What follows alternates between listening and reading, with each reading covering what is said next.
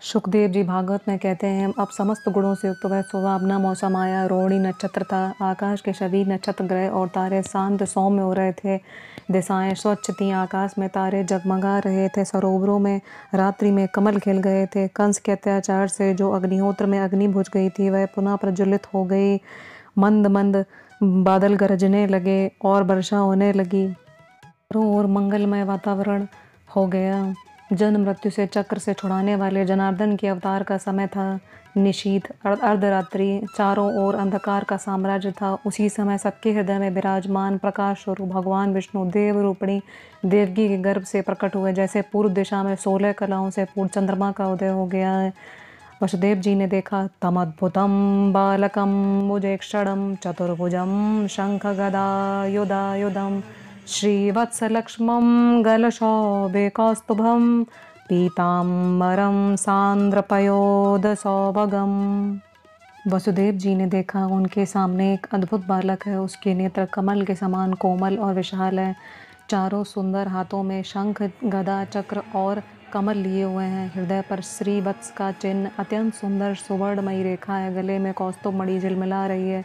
वर्षाकालीन मेघ के समान परम सुंदर श्यामल शरीर पर मनोहर पीताम्बर फहरा रहा है। कुंडल की कांति से सुंदर सुंदर घुंघराले बाल सूर्य की किरणों के समान चमक रहे हैं। भगवान के सुंदर रूप को देखकर वसुदेव जी अपने समस्त दुख को भूल गए और उनकी आंखें खिल उठी। रोम रोम परमानंद में मग्न हो गया। तब भगवान ने स्वयंभू मनमंत्र में देवकी प्रश्नी थी, अर्थात वसुदेव सुतपा नाम के प्रजापति थे। उस समय तुम लोगों ने तपस्या करके मेरे जैसे ही पुत्र की कामना की और मैंने तथास्तु कह के तुम्हें वरदान प्रदान किया। प्रथम अवतार में मैं प्रश्नी गर्भ बन के तुम्हारे घर में आया। दूसरे जन्म में तुम अदिति हुई और वसुदेव हुए वसुकश्यप। उस समय मैं तुम्हारे घर वामन रूप में शरीर छोटा करके आया। भगवान कहने लगे, तीसरे जन्म में भी मैं उसी रूप में तुम्हारा पुत्र हुआ हूँ। मेरी वाणी सर्वदा सत्य होती है। अब मैं कृष्ण रूप से कृष्ण अवतार में तुम्हारे घर में आया हूँ। भगवान कहने लगे, तुम दोनों मेरे प्रति पुत्र भाव तथा निरंतर ब्रह्म भाव रखना। इस प्रकार वात्सल्य, स्नेह और चिंतन के द्वारा तुम्हें मेरे परम पद की प्राप्ति होगी। कर चुप हो गए। अब उन्होंने अपनी योग माया से अपने माता पिता के देखते ही एक साधारण शिशु का रूप लिया। वसुदेव जी ने भगवान की प्रेरणा से अपने पुत्र को लेकर सूतिका ग्रह से चलने की इच्छा की। उसी समय नंद महल में यशोदा जी ने योग माया को जन्म दिया, जो भगवान की शक्ति होने के कारण उनके समान ही जन्म रहे थे।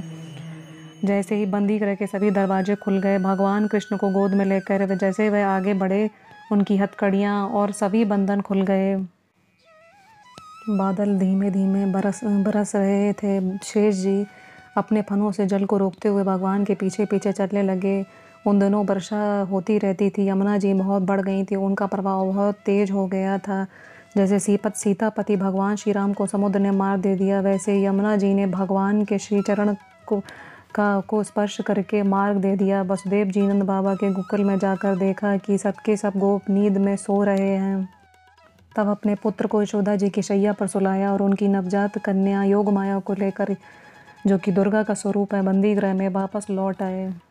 नंदवस्त आत्मज उत्पन्न ने जाता अलादो महामना आहु विप्रान वेद ज्ञान स्नाता सुचिर अलंकृता। परीक्षित नंद बाबा बड़े मनस्वी थी। पुत्र का जन्म सुनते ही उनके हृदय में आनंद भर गया। स्नान करके सुंदर वस्त्र धारण किए। वेदज्ञ ब्राह्मणों को बुलवाकर स्वस्ति वाचन पुत्र का जातकर्म संस्कार कराया। पुत्रों की विधिपूर्वक पूजा की और गौएं दान की। ब्रजवासी नंद भवन को दौड़ने लगे और गाने लगे, नंद के आनंद भयो जय कन्हैया लाल की। सभी को जन्माष्टमी की ढेर सारी बधाई।